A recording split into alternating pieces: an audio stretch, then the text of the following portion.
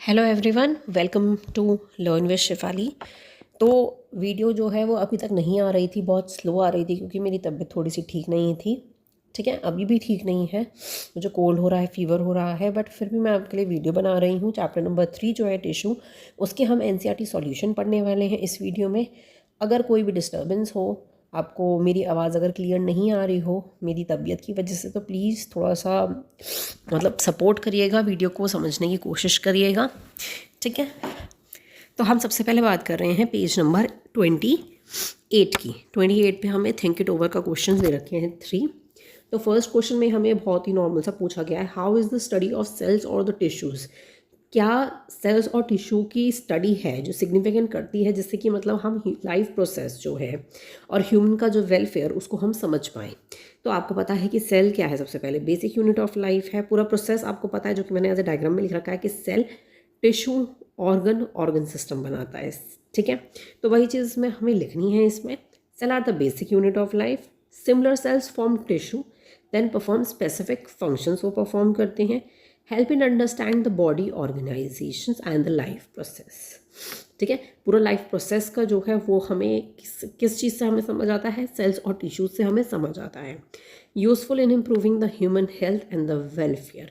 Human की जो health है और वेलफेयर जो ह्यूमन है उसका क्या है, सारा ऑर्गन सिस्टम वगैरह समझने में है और इम्प्रूव करने में इनका बहुत बड़ा रोल होता है।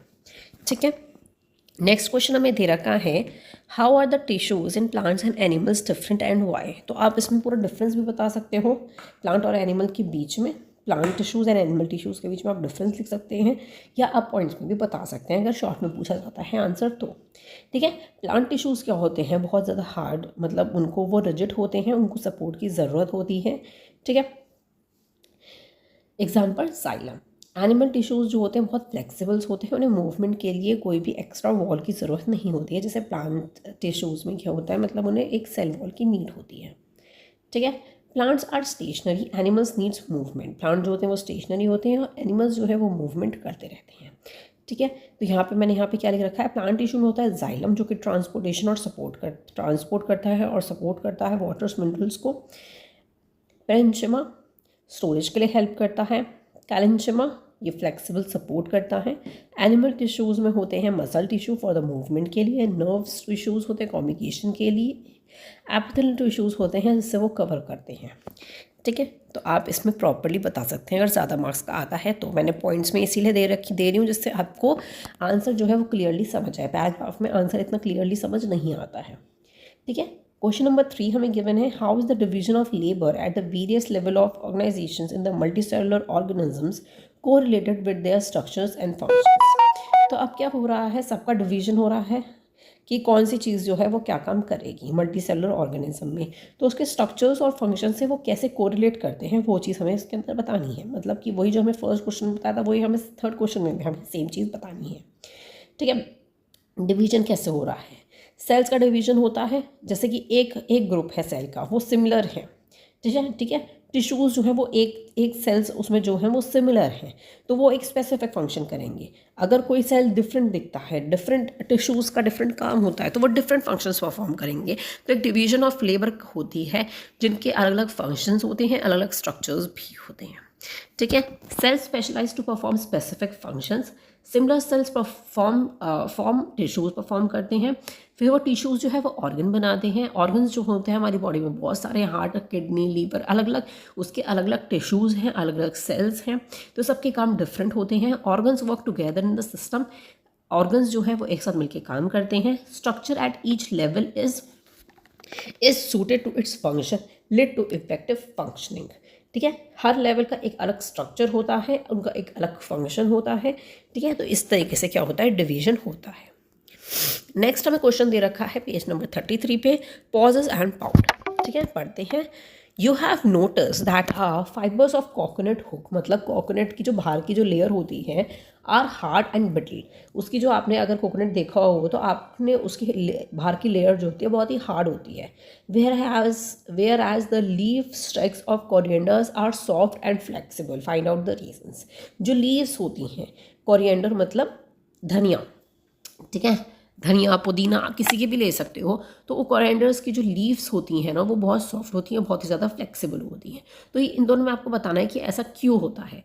कोकोनट की हार्ड क्यों होती है, क्योंकि उसके अंदर क्या चीज़ प्रेजेंट होती है, मतलब इस चीज़ से बनी होती है, सेक्लेन चैमा से बनी हुई होती है, इसलिए एक टिश्यू होता है जो कि बना हुआ होता है। इसकी जो वॉल्स होती हैं वो बहुत ज़्यादा थिक होती हैं, मोटी होती है, क्योंकि उनके अंदर क्या चीज़ प्रेजेंट होती है, लिग्निन प्रेजेंट होती हैं। इनके सेल्स जो होते हैं वो डेड होंगे, रिजिड होगी और बहुत स्ट्रॉन्ग होते हैं उनके सेल्स। ठीक है, बाहर का जो उनका ब्राउन ब्राउन वाला फाइबर होता है। ठीक है, अगर हम कोरिएंडर लीव्स की अगर हम बात करते हैं तो उनकी सॉफ्ट और फ्लेक्सिबल क्यों होती है, क्योंकि उसके हमें कोलेनचेमा टिश्यू करके उसके अंदर प्रेजेंट होता है। ठीक है, वो लिविंग होते हैं सेल्स और अनइवन थिकनेस होती है कॉर्नर्स में, क्योंकि उसके अंदर क्या प्रेजेंट होता है, प्रेस्टीन प्रेजेंट होता है। ठीक है, जो कि सॉफ्ट, फ्लेक्सिबल और बेंडेबल बनाता है। ठीक है, जिससे वो बेंड हो सके, सॉफ्ट हो सके। तो इसी वजह से दोनों में अलग अलग चीज़ें क्या होती है, प्रेजेंट होती हैं। आगे हम बात करते हैं क्वेश्चन नंबर 2 पे, पॉजेज एंड पाउंड की। Why do you think a thick cuticle, the outer wall of the epidermis, is advantage for the plant living in the desert but disadvantage for the plant living underwater? ठीक है, अब इसमें दो तरह की बात करी गई है कि जो प्लांट लिविंग है डेजर्ट में और अंडर वाटर में। डेजर्ट में तो उसके लिए एडवांटेज है जो आउटर वॉल होती है एपिडेमिक्स की। ठीक है, लेकिन अंडर वाटर में क्या होती है, वो डिसएडवांटेज क्यों है, दोनों में आपको डिफरेंस बताना है। दोनों का ही जो है आपको सेम स्ट्रक्चर दिख रहा होगा, दोनों का सेम स्ट्रक्चर होता है, लेकिन एक में एडवांटेज और एक में डिसएडवांटेज क्यों है। देखिए, डेजर्ट्स में क्या होता है कि एक वाटरप्रूफ लेयर होती है जिससे वाटर लॉस का जो है ट्रांसपिरेशन प्रोसेस के थ्रू रिड्यूस हो जाता है, वाटर लॉस नहीं होता है। ठीक है, तो वाटर जो है वो उसकी हेल्प से, मतलब डेजर्ट्स में क्या होते हैं, वो रुक जाती हैं और प्लांट्स जो है वहाँ पे सर्वाइव कर पाते हैं। ठीक है, लेकिन तो थिक क्यूटिकल्स होंगे अंडर वाटर में, तो वाटर से वो क्या होगा, उनका जो है थिक क्यूटिकल की वजह से क्या हो जाएगा, ब्लॉक हो जाएगा। उसमें वाटर, उस मिनरल और गैसेस जो है वो एब्जॉर्ब नहीं कर पाएगा। ठीक है, और वाटर के लिए क्या हो जाएगा, हार्मफुल हो जाएगा। इसमें मैंने यही चीज़ लिख रखी है, तो आप इसमें पढ़ सकते हैं। ठीक है, नेक्स्ट देखते हैं। Once water is observed by the plant root, it has to travel against the gravity through the xylem. How do the dead cell of the xylem work together with the living cells of the leaf at the top to keep the water moving?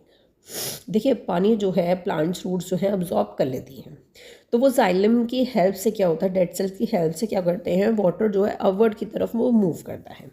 ठीक है, तो dead cells जो होते हैं वो कैसे एक living cells जो होते हैं, लीफ जो है जिंदा है, उनके साथ कैसे वो काम करते हैं जिससे जो है वो वाटर मूव होता है ऊपर की तरफ, ये आपको इसमें बताना है। तो इसमें एक प्रोसेस होगा, दैट इज़ ट्रांसपिरेशन पुल का प्रोसेस होता है। जाइलम्स के सेल्स जो होते हैं वो पाइपलाइन से, मतलब रूट से लीव्स तक वो कंटिन्यूसली फ्लो करते हैं।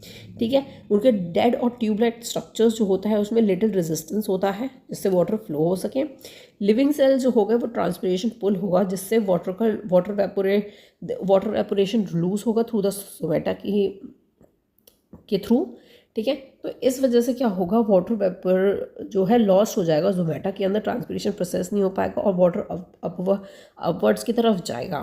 तो डेड जाइलम जो है एक पैसिव पाइप की तरह, और लिविंग लीफ सेल्स जो होते हैं वो एक सेक्शन फोर्स मिलता है जिससे वाटर जो है वो अपवर्ड मूव करता रहता है। ठीक है, नेक्स्ट हमें क्वेश्चन दे रखा है 4th, what do you think will happen if there were no zomata in the epidemics of the stem and the leaves?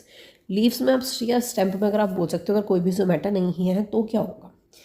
सबसे पहले गैसेस जो एक्सचेंज होंगी वो रुक जाएंगी, क्योंकि ये चीज़ जोमेटा की हेल्प से ही हो रहा था। कार्बन डाइऑक्साइड जो होता है वो फोटोसिंथेसिस के लिए नीड होता है, could not enter and oxygen produce could not भी एग्जिस्ट नहीं हो पाएगा और फोटोसिंथेसिस का प्रोसेस जो होता है वो पूरा फेल हो जाएगा।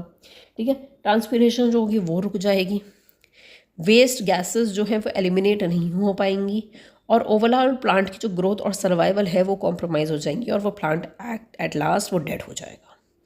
ठीक है, अब पेज नंबर 40 में हमें क्वेश्चन दे रखा है यही वाला, look at the pictures given below, carefully observe the various poses of the classic and the folk dance of the India, can you identify joint involve and also what type of movement each allows. तो यही आपको movement वाला वो बताना है। Animal tissues में हमने पढ़ा था कि shoulder joint, elbow joint, hip joint, knee joint, twist and angle, neck joint, आपको ये सारे ही जॉइंट इसके अंदर ऐड कर देने हैं, क्योंकि ये जो डांस की मूवमेंट्स होगी ना वो डिफरेंट तरह की हमें दे रखी है, तो आपको सारे ही जॉइंट इसके अंदर बता देने हैं। आप खुद से पढ़ लीजिएगा PDF में, मैं ये PDF प्रोवाइड करवा दूँगी आपको, ठीक है। नेक्स्ट हम आ जाते हैं बैक एक्सरसाइज पे, रिवाइज, रिफ्लेक्ट एंड रिफाइन पे। तो सबसे पहले हमें कुछ MCQs दे रखे हैं, वो हम देख लेते हैं। Meristematic tissues divide repeatedly, what property of their cells allow them to do this. तो टिश्यूज़ जो है वो डिवाइड होते रहते हैं। वो क्यों डिवाइड होते रहेंगे? क्योंकि उसमें अगर न्यूक्लियस प्रेजेंट होगा तो इसीलिए जेनेटिकली इंस्ट्रक्शंस उसे मिलते हैं और इसी वजह से डिवीजन प्रोसेस होता रहता है, ठीक है। तो इसमें 4 हमें दे रखे हैं कि they have thick walls protections, they contain large vacuoles that store nutritions, they have thick walls, dense cytoplasm and the large prominent nucleus, they are functionally differentiated cells। मैंने से नीचे डायग्राम भी दे रखा है। तो एक तो इनके पास थिक वॉल्स होगी, डेंस साइटोप्लाज्मा होगा, इनके पास लार्ज प्रोमिनेंट न्यूक्लियस भी होगा जो कि डिवीजन के लिए हेल्प होगा। वैक्यूल जो है वो एब्सेंट होते हैं मेरिस्टेमेटिक सेल्स में, ठीक है। और ये कैरेक्टरिस्टिक है किसका? परमानेंट टिश्यूज़ का। मेरिस्टिक 1 का जो है कैरेक्टरिस्टिक्स नहीं है, ठीक है। तो इसका थर्ड ऑप्शन जो है वो करेक्ट हो जाता है। नेक्स्ट हमें दे रखा है, if a plant is unable to transport food from the leaves to root with tissue is malfunctioning. तो अगर फूड जो है वो लीव से रूट तक नहीं जाएगा तो कौन सा प्रोसेस होगा? फाइलम का प्रोसेस होगा, क्योंकि फूड जो है वो ट्रांसपोर्ट करता है, मेनली शुगर्स जो है वो ट्रांसपोर्ट करता है, ठीक है। फोटोसिंथेसिस प्रिपेयर होती है जिससे वो रूट से, इसमें रूट और स्टेम्प भी जो है वो इंक्लूड किए जाते हैं इसके अंदर, तो इसीलिए हमारा सेकेंड ऑप्शन जो है वो करेक्ट हो जाता है। थर्ड हमें दे रखा है, why is epithelial tissues that line an animal internal organ usually only one and the few cells thicks. तो एपिथेलियल टिश्यूज होते हैं जो कि एनिमल्स इंटरनल ऑर्गन्स में लाइन अप होते हैं, यूजुअली 1 और फ्यू सेल्स थिक्स होते हैं। तो इसमें हमें जो थर्ड ऑप्शन करेक्ट हो जाता है कि to allow quick exchange of materials across thems. तो क्या होता है? एक्सचेंज होती है मटेरियल्स की, ठीक है। इंटरनल्स ऑर्गन जो होते हैं, लंग्स, ब्लड वेसल्स, ये जो बड़े बड़े लार्ज इंटरनल्स ऑर्गन्स होते हैं ना, वो एक्सचेंज करते हैं गैसेस, न्यूट्रिशंस और other materials between the organs और ब्लड्स के बीच में, ठीक है। बीइंग 1 और the few cells thick, minimal the distance material जो है वो डिस्टेंस जो है उसका मिनिमम हो जाता है कि वो कम से कम ट्रैवल कर पाए, कम से कम डिफ्यूजन का प्रोसेस हो सके। जो थिक लेयर होती है वो स्लो डाउन होगी और एक्सचेंज जो है वो ग्रेटली हो जाएगा, बहुत ही अच्छे से हो जाता है, ठीक है। नेक्स्ट हम देख लेते हैं, you can perform these 2 jumps, straight line jump, keep knee and ankle stiff, normal jump, blend knees, angle naturally, how did your ankle, knee and hip position differ between the 2 jumps. तो इनमें आपको बताना है कि different कैसे हैं। देखिए straight leg jump में क्या होगा, नीज जो है वो स्टिफ हो जाएगी, एंकल्स भी स्टिफ हो जाएंगे, हिप्स जो है वो नॉर्मली यूज़ होगा। नॉर्मल जंप में क्या होगा, नी बेंट हो गया, एंगल बेंट हो गया, लेकिन हिप जो है वो कुछ उसका कोई काम नहीं हुआ। तो इसकी जो लैंडिंग होगी बहुत ज़्यादा हार्ड होगी, बहुत ही पेनफुल होगी और ग्रेट इम्पैक्ट पड़ेगा पूरी बॉडी पर, प्रॉपर्ली जंप नहीं हो पाएगा। और नॉर्मल जो जंप जो होगी वो बहुत स्मूथली और सॉफ्टली हो जाएगी। जैसे आप नॉर्मल जंप करके देखिएगा आपको पता चलेगा, ठीक है। तो यही पॉइंट्स आप लिख सकते हैं कि bending of joints during the movement reduce impact and protect joints और बोन्स को। जितना आप जॉइंट्स को बेंड वगैरह करोगे फिर उसके बाद जंप करोगे तो क्या होगा, बोन्स और जॉइंट्स की जो है वो प्रोटेक्ट होगी और बॉडी पर कम इम्पैक्ट पड़ेगा, ठीक है। फिफ्थ हमें दे रखा है, what type of joint is involve when you bend your knees and angles. जब आप नीज और एंगल्स को बेंड करते हो तो क्या चीज़ इन्वॉल्व हो जाती है, दैट इज़ हेज। हेज में क्या हो गया, नीज और एंकल जॉइंट की हम बात कर रहे हैं, जैसे कि लाइक अ डोर हेज की तरफ कि एक डायरेक्शन में ही मूव हो रहा है वो, ठीक है। तो इसी वजह से allow bending and straightening of the leg में हेल्प करता है, allow bending and straightening of foot, ठीक है, फुट को स्ट्रेट रखता है। नेक्स्ट हमें दे रखा है 6th question, in each of the following cases ABCD choose the correct option are given below. तो आपको करेक्ट ऑप्शन चूज करना है इसमें से। एजर्शन हमें गिवन है कि epithelium is well suited for the gases exchange in the lungs, reason it contains multiple layers, tall cells that slow down diffusion. तो इसमें जो है हमारा क्या हो गया, रीज़न जो है वो तो फॉल्स हो जाता है और एजर्शन जो होता है वो ट्रू हो जाता है। ऐसा क्यों होगा? क्योंकि क्योंकि एजर्शन करेक्ट क्यों हो जाता है कि लंग्स जो है वेल सूटेड है गैसेस एक्सचेंज के लिए, ठीक है। एपिथेलियम जो होता है लंग्स में वो एक सिंगल लेयर होती है, उनकी बहुत ही थिक और फ्लैट सेल्स होते हैं, कोई भी मल्टीपल लेयर नहीं होती है टॉल सेल्स की। ये सबसे पहले हमने टॉल सेल्स के बारे में हमें नहीं बताया था जब मैंने टॉपिक पढ़ाया था। थिन लेयर्स जो होती हैं वो रैपिड डिफ्यूजन होता है ऑक्सीजन और कार्बन CO2 का एयर और ब्लड के बीच में। मल्टीपल्स लेयर जो होती है वो स्लो डाउन हो जाती है और एक्सचेंज का जो प्रोसेस है वो स्लो डाउन हो जाएगा, ठीक है। तो इसका थर्ड पॉइंट हो गया। नेक्स्ट हम देख लेते हैं cardiac muscles can contrast continuously without fatigue. Reason cardiac muscle cells have a high number of mitochondria and a abundant blood supply. तो इसमें क्या होगा, दोनों ही ट्रू हो गए। ए जो है आर जो है वो करेक्ट एक्सप्लेनेशन हो गया ए का। देखिए कार्डिक मसल्स जो होते हैं हार्ट में ही फाउंड होते हैं, क्योंकि अटैक वगैरह आ जाते हैं तो आप बोलते हो ना कार्डिक अटैक आ गया है, ऐसे आपने सुना भी होगा। तो ये चीज़ सिर्फ हार्ट में ही प्रेजेंट होती है। तो इसमें क्या होता है, उसकी बीट जो होती है बहुत हार्ट बीट जो होती है बहुत टायर्ड हो जाती है, ठीक है। विदाउट इवन टायर्ड उनकी जो रिदम है वो बहुत तेज़ी से मतलब हार्ट बीट बढ़ने लग जाती है। उसमें high number of mitochondria present होते हैं, एनर्जी फैक्ट्रीज आप बोल सकते हो जो कि एनर्जी को प्रोड्यूस करते हैं। हार्ट मसल जो होती हैं उसमें हाई रिच ब्लड सप्लाईज होती हैं, आर्टरीज होती हैं उसके अंदर। अगर अपने हार्ट का मतलब स्ट्रक्चर देखा हो तो together these features allow the cardiac muscle to work continuously बिना किसी चक्कर आए हुए या किसी चीज़ को आए हुए वो होते हैं, वो मसल्स जो हैं बहुत ही अच्छे से क्या कर पाते हैं, वर्क कर पाते हैं। जैसे आप साइड में देख सकते हो high number of mitochondria present होती है, ब्लड सप्लाईज होती है किसकी, आर्टरीज की हेल्प से होती हैं। तो two features together ensure a constant supply of energy और ऑक्सीजन का हार्ट में जो है मसल्स में जो है बहुत अच्छे से सप्लाई हो पाते हैं, ठीक है। नेक्स्ट अभी दे रखा है tendons connect bones to bones and allow the joint movement. Bone से बोन्स जो है वो जॉइंट होती हैं जिससे जो है मूवमेंट हो पाती है। Tendons are made up of the tough connective tissues that transmit the forces from the muscles to bones. तो देखिए एजर्शन जो है वो फॉल्स है, रीज़न जो है वो ट्रू है। फॉल्स क्यों है? क्योंकि वो बोन से बोन्स जो है वो कनेक्ट नहीं कर पाती है, वो मसल्स टू बोन्स कनेक्ट करते हैं, ठीक है। लिगमेंट्स वर्ड सुना होगा, लिगमेंट्स क्या होते हैं, वो बोन्स टू बोन्स कनेक्ट करते हैं, लेकिन टेंडन्स जो है वो मसल्स टू बोन्स कनेक्ट करेंगे। लिगमेंट्स जो है वो बोन से बोन्स कनेक्ट करते हैं जिससे जॉइंट को क्या मिलती है, स्टेबिलिटी मिलती है, ठीक है। रीज़न करेक्ट है क्योंकि टफ कनेक्टिव टिश्यूज और उनके फंक्शन जो होते हैं वो पुल फोर्स जनरेट करते हैं मसल्स कॉन्ट्रैक्शन टू बोन्स तक, ठीक है, जिससे क्या हो सके, मूवमेंट हो सके, एट द जॉइंट पे मूवमेंट हो सके। तो आपको याद रखना है लिगमेंट्स में तो होता है बोन्स टू बोन्स जो है वो कनेक्ट करती है, और टेंडन्स में जो होता है मसल्स टू बोन्स कनेक्ट करता है, ठीक है। नेक्स्ट देख लेते हैं D. In a height hinge joint movement occur primarily in one plane. Reason the bones ends are shaped to allow sliding in all directions.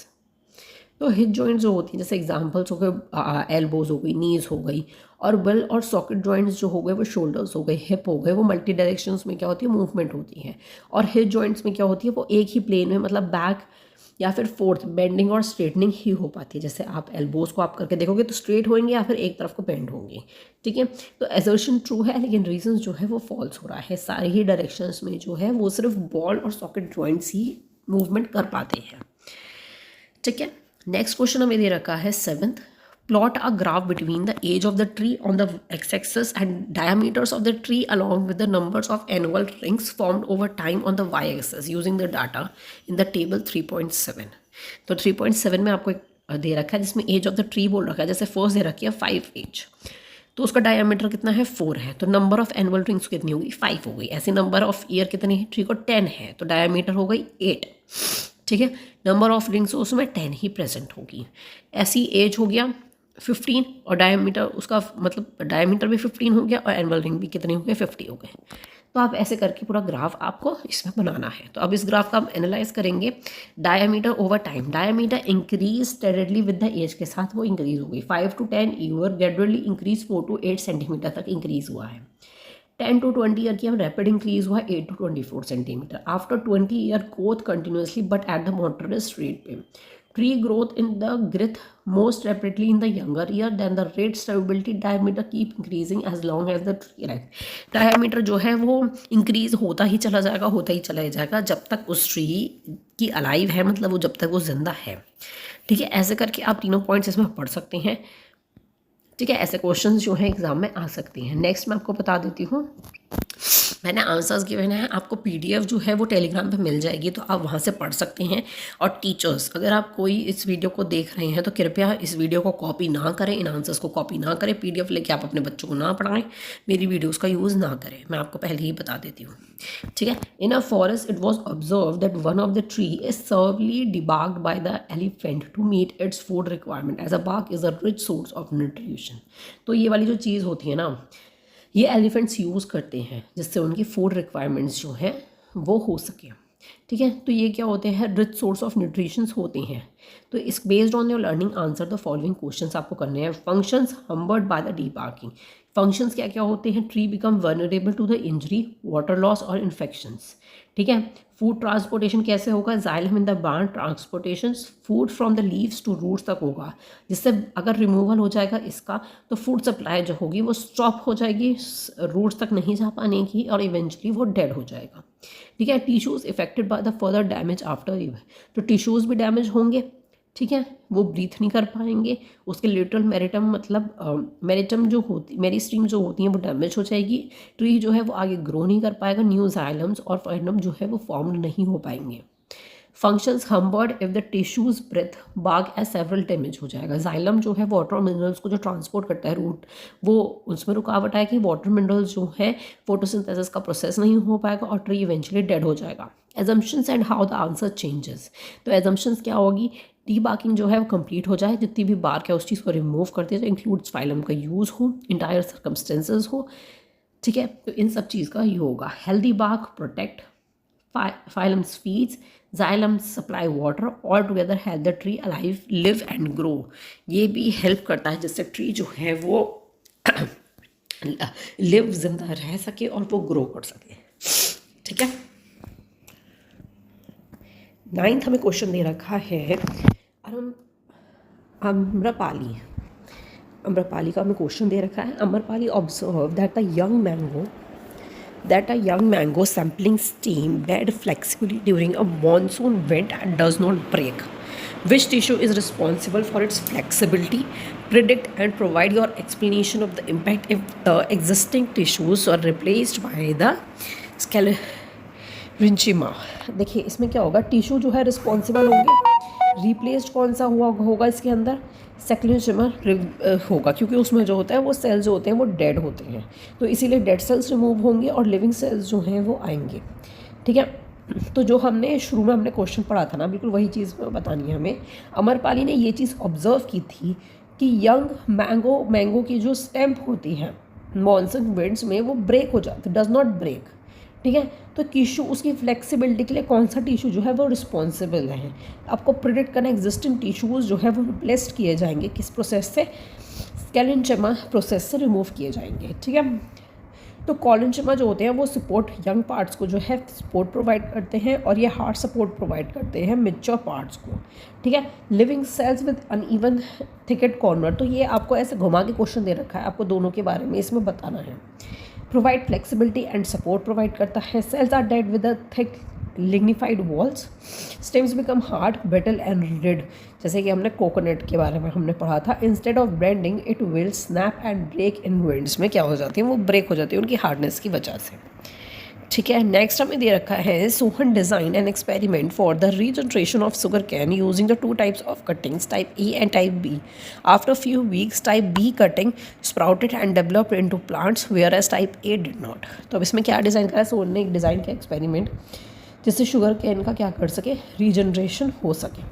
2 types of cutting करी, type A और type B में। Type B जो हो गई sprouting हो गई तो और डेवलप भी हो गया, लेकिन टाइप ए में क्यों नहीं हो पाई, ये आपको इसमें बताना है। Why type B grow but type A done not. Type B cutting जो हो गई हार्ड नॉट्स थे उसके अंदर, जिसके अंदर इंटर कैलरी मेन स्ट्रीम थी, which can divide and form, जिसकी हेल्प से क्या हुआ, नए वो डिवाइड हो पाए और नए शॉर्ट्स वो बन पाए। लेकिन टाइप ए में जो है वो नॉट्स नहीं थे वहाँ पे। डिफरेंस टाइप ए में और टाइप बी में, टाइप ए जो है वो 1 नॉट था, एटलीस्ट 1 नॉट था उसके अंदर, और टाइप ए के अंदर इंटर नॉडल पार्ट था, मतलब कोई भी नॉट प्रेजेंट नहीं था, इसी वजह से उसकी ग्रोथ नहीं हो पाई। ऑब्जर्व क्या किया गया और मेजरमेंट क्या किया गया, cutting sprout measurement growth of the new shoots over few weeks में ही क्या उसकी ग्रोथ हो पाई। Parameters kept same for the fair comparisons में, same spaces, same water, same size of cutting, same sunlight, same soil and pot, same period, सब कुछ same था। पैरामीटर्स टोटली सब कुछ सेम थे, लेकिन जो है टाइप बी ही ग्रो कर पाया। अब आप देख सकते हैं टाइप ए में नो नॉड और विद नॉड, ठीक है, ये आप देख सकते हैं पूरा आप, ठीक है। मेरिस्टेमेटिक टिश्यूज़ जो होते हैं एट नॉड्स में वो रीजनरेशन में हेल्प करते हैं, आगे बढ़ने में उनकी हेल्प करते हैं। नेक्स्ट हमें दे रखा है 11th। During the discussion in class, Rohan gave a statement that a tissue is a group of similar cells performing similar functions. But Rajiv counter-argued that this is true in the case of simple tissues but little different in the case of complex tissue. Provide your answers in the views of discussion in class. देखिए रोहन ने बिल्कुल सही statement दी, लेकिन राजीव ने कहा ये complex tissues में नहीं होता है, लेकिन सिंपल टिश्यू में ये चीज़ सही है। दोनों ही सही है, दोनों का ही मैं बताती हूँ। सिंपल टिश्यू और कॉम्प्लेक्स टिश्यू में हम यहाँ डिफरेंस बताने वाले हैं। सिंपल टिश्यूज़ में क्या होता है, वो one type of similar cell से बने हुए होते हैं, लेकिन कॉम्प्लेक्स टिश्यू में made up of different types of cells से वो बने हुए होते हैं। इसमें all cells perform same functions perform करते हैं, लेकिन each type has a different structures and different functions process perform करते हैं। एग्जाम्पल पैरेंचिमा, क्लेंचिमा एंड सेरेंचिमा, ठीक है, ये वाले होते हैं। और कॉम्प्लेक्स टिश्यू के अंदर जो होते हैं all work together as a team to perform one main function perform करने के लिए सारे एक साथ जो है वो करते हैं, जैसे जाइलम और फाइलम की यहाँ पे बात करी गई है, ठीक है। तो ये चीज़ आपको इसके अंदर बताना है, दोनों ही करेक्ट है, बस सिंपल टिश्यू और कॉम्प्लेक्स टिश्यू का हमें इसके अंदर बता देना है, ठीक है। देखिए मैंने यहाँ पे एक लाइन लिख रखी है, a tissue is a group of cells that are organise and work together to perform one or more specific function for the organisms, ठीक है। नेक्स्ट हमें दे रखा है coconut husk fibres are used for mat which are tough and fabric which tissues has a structure features suitable for providing the strength, explain why the living parenchyma could not serve the same purpose. तो वही है, आपको इसके अंदर same चीज़ें बतानी है। Coconut के बारे में हम पढ़ चुके हैं, आप बस इसको डीपली बता दीजिएगा, ठीक है। तो आप इसको बता दीजिएगा कि क्या काम होता है इसका। सेरेंचिमा का क्या काम होता है, उसकी थिक वॉल्स होती है, उसमें लिग्निन प्रेजेंट होता है, उसकी सेल्स जो होती है वो डेड होती है, तो इसी वजह से वो ये सब बनाने में हेल्प होता है, ठीक है। आगे देख लेते हैं हम next question. Vibha claim to her friend Neha that meristematic tissues are located only at the roots and shoot apices, इसमें ही प्रेजेंट होते हैं, ठीक है। What do you think about this statement के बारे में आप क्या सोचते हो? आपके दिमाग में जो भी आता है ना, अगर कोई स्टेटमेंट पूछी जाती है तो आपको सब कुछ लिख देना है उसमें। What questions can ask Neha ask Vibha to help her understand further if the statement is incorrect. अगर आपको स्टेटमेंट इनकरेक्ट लगती है तो नेहा ने क्या क्या पूछा होगा विभा से, जिससे वो इसको और ज़्यादा अच्छे से अंडरस्टैंड कर पाए। तो विभा की स्टेटमेंट जो है वो इनकरेक्ट है। मेरिस्टेमेटिक टिश्यूज़ जो है वो खाली रूट्स और शूट अपीसेस में नहीं होती, वो 3 टाइप्स के होते हैं, apical, lateral and intercalary tissues, जिसके बारे में आप लिख सकते हैं। एपिकल में at root and shoot tips जो कि लेंथ इंक्रीज़ करता है, लेटरल में मेरिस्टीम जो कि ग्रोथ को इंक्रीज़ करता है, इंटरसेलुलर जो होती है बेस जो है वो इंटरनोड्स और नोड्स को क्या करता है, जिससे उनकी क्या हो सकती है, ग्रोथ हो सकती है। तो क्वेश्चंस उसने क्या क्या पूछे होंगे, if meristemic cells are only at the root and shoot tips पे ही होते हैं, how does the grass grow back after mowing and grazing, मतलब कि अगर काओ वगैरह चर लेती हैं ग्रास वगैरह को तो वो आखिर उनकी ग्रोथ कैसे हो पाती है अगर वो खाली रूट्स और शूट टिप्स पे ही प्रेजेंट होते हैं। तो if meristemic cells are only at the tips पे ही होते हैं, जो ट्रंक होती है ट्रीज़ की वो कैसे थिकर होती है, वो कैसे ग्रो कर पाते हैं, तो ये सब आपको इसके अंदर बता देना है। 14th हमें दे रखा है a plant cell and the animal cell are of the same sizes के होते हैं. Which cell will have a large vacuoles, give reasons, which emphasise are you making to answer the question. आपको assumptions भी इसके अंदर बताने हैं. Plant cells के पास ज़्यादा लार्ज वॉक्यूल्स होता है, ये हम पहले भी पढ़ चुके हैं. इसका रीज़न क्या होता है? प्लांट सेल्स में लार्ज सेंट्रल वॉक्यूल्स होता है जो कि आपको पिक्चर में भी दिखता है, लेकिन एनिमल सेल्स में नहीं होता है. एनिमल सेल्स में स्मॉल होते हैं जो कि लिमिटेड स्टोरेज के लिए ही यूज़ की जाते हैं. It stores water, nutritions, waste, maintain turgidity and shapes को मेंटेन करते हैं. Animal cells have a small and temporary vacuoles होती हैं. ठीक है. एजम्पशंस क्या क्या हो गए? We compare a typical mature plant cells with a typical animal cells. Both cells are normal and healthy states. Plant cell is not meristematic and permanent tissue cells. Animal cells is not a secondary cells also with the large vacuoles नहीं होते हैं. If the plant cell is meristematic, vacuoles would be absent and very small. अगर meristematic होंगे तो उनमें absent होगा plant cells में, और या फिर बहुत स्मॉल होंगे. ठीक है. तो आपको ये लिख देना है इसके अंदर. 5th क्वेश्चन हमें दे रखा है a textbook state each plant tissues perform only one specific functions. हर एक प्लांट टिश्यूज जो होते हैं एक स्पेसिफिक फंक्शन परफॉर्म करते हैं. What question do you ask to criticise examine to correctness of the statement. अब इसको क्या क्या क्वेश्चन पूछेगा जिससे ये स्टेटमेंट करेक्ट हो सके. What example of the tissues would you take to find out the answer of these questions. क्या एग्जाम्पल्स देंगे आप टिश्यूज़ के जिससे कि इस क्वेश्चन का आंसर जो है वो फाइंड आउट हो सके. देखिए, पूरी जो है वो करेक्ट नहीं है. बहुत से प्लांट टिश्यूज़ जो हैं वो एक फंक्शन से ज़्यादा वो परफॉर्म करते हैं. ऐसा कहीं नहीं लिखा है कि खाली वो एक ही फंक्शन परफॉर्म करेंगे. ठीक है. Does parenchyma perform only one functions. वो खाली क्या, उसका इस एक्सप्लेनेशन क्या हो गई कि वो फूड को स्टोर करता है. वो फोटोसिंथेसिस का प्रोसेस भी करता है ग्रीन प्लांट्स में. इक्वेटिक प्लांट्स जो होते हैं उसमें वो एयर स्पेस प्रोवाइड करता है, मतलब उसका क्या होता है, बहुत सारे काम होते हैं. ठीक है. तो ये हम एक प्लांट टिश्यू की ही बात कर रहे हैं. हम पेरेन्किमा स्टोर फूड करता है, फोटोसिंथेसिस का प्रोसेस होता है, एयर स्पेस देता है बॉन्चेमी में. ठीक है, बोयेंसी में. ठीक है. आगे हम देख लेते हैं does epidermis perform only one functions. तो आप जितना भी प्लांट सेल्स के बारे में जानते हो आप सब लिख सकते हो टिश्यूज़ के बारे में. एपिडेमिक्स के बारे में बोला गया है खाली वो एक फंक्शन थोड़ी परफॉर्म करता है. उसमें ट्रांसपिरेशन का प्रोसेस होता है, गैसेज एक्सचेंज का होता है, एब्जॉर्प्शन का होता है, एलिमिनेशन ऑफ वेस्ट होता है. तो इतनी सारी चीज़ें होती है, खाली एक फंक्शन तो वो परफॉर्म कर नहीं रहा है. Does xylem perform only one function. Xylem खाली एक परफॉर्म करता है फंक्शन. नो, वो वाटर और मिनरल्स को तो ट्रांसपोर्ट करता है, ये तो सबको पता है, लेकिन वो मैकेनिकल स्ट्रेंथ भी तो प्रोवाइड करता है जाइलम फैब्रिक को, फाइबर्स को. ठीक है. तो उसका डुअल रोल होता है. फाइलम्स जो होते हैं उसका भी क्या एक ही फंक्शन होता है? नो, एक फंक्शन नहीं होता. वो फूड तो ट्रांसपोर्ट करता है. ठीक है. फिर वो स्टोरेज भी करता है, फिर उसके बाद वो सपोर्ट भी प्रोवाइड करता है. ठीक है. तो उसके भी क्या होता है, मल्टीपल फंक्शंस होते हैं. तो सबके क्या मल्टीपल फंक्शंस है, कोई भी एक नहीं है. तो इसी वजह से कंक्लूजन क्या निकलता है कि स्टेटमेंट जो है वो इनकरेक्ट है. While each tissues has a primary specialised function, many plant tissue perform more than that function से ज़्यादा परफॉर्म करते हैं. Different tissues are adopted to perform various role depending on the needs of the plants पे क्या करते हैं, वो डिपेंड होते हैं. तो डिफरेंट टिश्यूज जो है वो डिफरेंट उनकी वेरियस रोल्स होते हैं जो डिफरेंट नीड्स ऑफ प्लांट्स पे क्या होता है, उनका रोल होता है. तो ये था हमारा लास्ट क्वेश्चन इस चैप्टर का.